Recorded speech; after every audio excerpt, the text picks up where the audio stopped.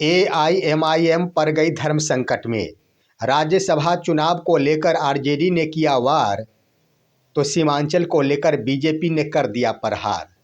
बौखला गए एआईएमआईएम के प्रदेश अध्यक्ष अख्तरुल ईमान, दे दिया बड़ा बयान। दोस्तों नमस्कार, मैं हूं आपका दोस्त एसके चौधरी। जिस तरह से बिहार विधानसभा चुनाव से ठीक पहले एआईएमआईएम ने आरजेडी के साथ राजनीति की थी, ठीक वही राजनीति को दोहरा दिया गया है आरजेडी की ओर से। दरअसल राज्यसभा चुनाव को लेकर अब एआईएमआईएम धर्म संकट में फंस गई है। फंसाने वाला कोई और नहीं आरजेडी है। तो दूसरी तरफ आप देखेंगे इन मौकों को भांपते हुए बीजेपी के स्तर से भी सीमांचल की ओर प्रहार कर दिया गया है, जिसको लेकर एआईएमआईएम के प्रदेश अध्यक्ष अख्तरुल ईमान ने बड़ा बयान दे डाली। उन्होंने मीडिया के सामने स्पष्ट कर डाली है कि अगर बीजेपी के डिक्शनरी से गाय टोपी टीका और पाकिस्तान शब्द हटा दिया जाए तो मर जाएगी बीजेपी। आइए दोस्तों, आज के इस वीडियो में चर्चा करते हैं कि क्यों आखिर ऐसा बयान दिया गया है बीजेपी के लिए, लेकिन आरजेडी के लिए उन्होंने क्या बयान दिया, किस कारण बयान दिया, उस पर भी चर्चा करते हैं। लेकिन इससे पहले मैं आपसे गुजारिश करूंगा, अगर मेरे इस चैनल शौर्या हिंदी न्यूज़ को अभी तक सब्सक्राइब नहीं किए होंगे तो कृपया अभी सब्सक्राइब कर लेंगे। दोस्तों सबसे पहली बात कि आपको मालूम होगा कि बिहार विधानसभा चुनाव से ठीक पहले एआईएमआईएम के द्वारा राबड़ी आवास के बाहर जाकर ढोल नगाड़े बजाते हुए महागठबंधन में शामिल कराने को लेकर रणनीति प्रारंभ की गई थी। और वह कुछ और नहीं था, सिर्फ मुस्लिम वोटर्स को अपने तरफ खींचने का एक जरिया था।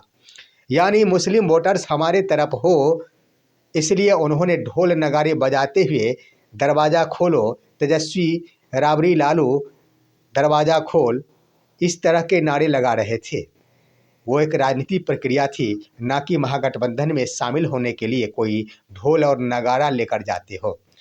लेकिन दोस्तों भला उसका परिणाम जो कुछ भी विधानसभा चुनाव में देखने को मिला, लेकिन एक बार फिर से जिसको लेकर और जिसके बदौलत एआईएमआईएम आज अपनी राजनीति चाले चल रही, बस उसी को लेकर आरजेडी ने भी धर्म संकट में डाल दिया। अब आइए दोस्तों, धर्म संकट वो कौन? तो आरजेडी के ही विधायक भाई वीरेंद्र ने बड़ा बयान देते हुए एआईएमआईएम के ऊपर सवाल खड़ा कर दिया। राज्यसभा चुनाव को लेकर आपको मालूम है कि राज्यसभा चुनाव के लिए एक सीट दिलचस्प मोड़ पर पहुंच चुका है, जहां पर तमाम पार्टियां अपने अपने स्तर से एक सीट को अपने लिए रखना चाहती है, जिसमें आरजेडी के तेजस्वी प्रसाद यादव तो खुले रूप से इसके लिए रणनीति बना डाली और इसी को लेकर भाई वीरेंद्र ने एआईएमआईएम को घेर लिया। दरअसल आरजेडी की ओर से हिना शहाबुद्दीन की पत्नी हिना शहाब को राज्यसभा भेजने की रणनीति बनाई गई है। इसको लेकर भाई वीरेंद्र ने एआईएमआईएम से अपील की है कि हिना शहाब को भेजा जाएगा राज्यसभा, इसके लिए एआईएमआईएम हमें समर्थन दे। अब दोस्तों यहीं पर मुश्किल की घड़ी आ गई एआईएमआईएम के लिए।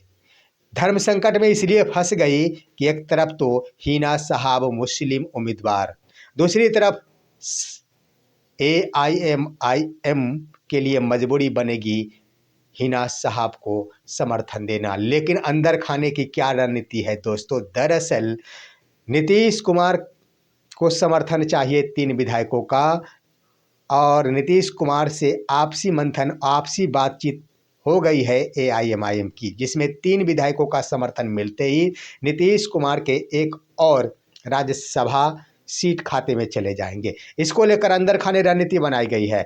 लेकिन अब सवाल खड़ा कर दिया गया है कि आरजेडी सिर्फ किसी और को नहीं, मुस्लिम समुदाय के लीडर को ही राज्यसभा भेजना चाहती है। और दूसरी तरफ एआईएमआईएम बिहार में मुस्लिमों का हितैषी कहती है, तो क्या यहाँ पर एक मुस्लिम महिला जिन्हें राज्यसभा भेजा जा रहा, उनका समर्थन करेगी एआईएमआईएम? इसी को लेकर धर्म संकट में फंसा दिया गया है एआईएमआईएम को। लेकिन दोस्तों आखिर जहाँ पर बयानें दी गई भाई वीरेंद्र के द्वारा इसके जवाब में जब मीडिया के द्वारा उनसे पूछा गया अख्तरुल ईमान से कि भाई वीरेंद्र ने ये बातें कह डाली है, आपसे समर्थन मांगा गया है कि हिना साहब के समर्थन में आप अपना वोट करेंगे, जिसको लेकर उन्होंने बड़ा बयान दे डाली। दोस्तों, उन्होंने कह दिया कि भाई वीरेंद्र कोई पार्टी के प्रवक्ता नहीं है, सिर्फ विधायक है, तो उनकी बातों पर विश्वास नहीं किया जा सकता। लेकिन उन्होंने एक और बड़ी बातें कह डाली कि हमारी पार्टी बिहार में छोटी पार्टी है और हमारा राज्यसभा में कोई भी प्रतिनिधित्व नहीं है, इसलिए अभी मेरा समर्थन करना चाहिए, आने वाले दिनों में मैं उनका समर्थन करूंगा। दरअसल दोस्तों, कुछ दिन पहले ही AIMIM की ओर से यह घोषणा की गई थी कि इस बार राज्यसभा चुनाव के लिए AIMIM भी आगे रहेगी, अपनी उम्मीदवार खड़ी करेगी। अगर खड़ी कर दी जाती है तो क्या होगा दोस्तों? अब तो दिलचस्प मोड़ पर आखिर हिना साहब को तो समर्थन देना पड़ेगा, अन्यथा मुस्लिम समुदाय की हितैषी बताने वाली यह पार्टी AIMIM दोबारा नहीं बोल पाएगी कि हम मुस्लिम समुदाय की हितैषी है। दूसरी तरफ आप देख लेंगे बीजेपी के लिए, बीजेपी यानी अमित शाह गृह मंत्री 3 दिनों की यात्रा पर बिहार आ रहे हैं 25 फरवरी से। 3 दिनों तक वो बिहार के सीमांचल में ही रहेंगे और सीमांचल में प्रमुख मुद्दा घुसपैठ के मुद्दों पर वो निगरानी करेंगे।